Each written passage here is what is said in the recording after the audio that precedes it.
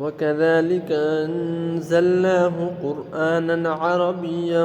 وصرفنا فيه من الوعيد لعلهم يتقون أو يحدث لهم ذكرا فتعالى الله الملك الحق ولا تعجل بالقرآن من قبل أن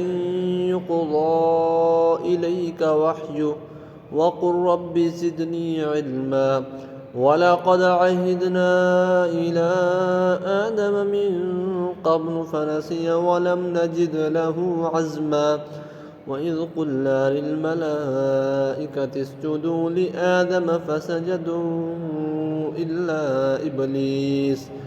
أبى فقلنا يا آدم إن هذا عدو لك ولزوجك فلا يخرجنكما من الجنة فتشقى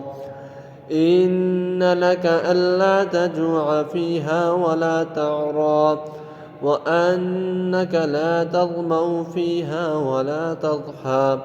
فوسوس إليه الشيطان قال يا آدم هل أدلك على شجرة الخلد وملك لا يبلى فأكلا منها فبدت لهما سوآتهما وطفقا يخصفان عليهما من ورق الجنة وعصى آدم ربه فغوى ثم اجتباه ربه فتاب عليه وهدى قال اهبطا منها جميعا بعضكم لبعض عدو فإما يأتينكم مني هدى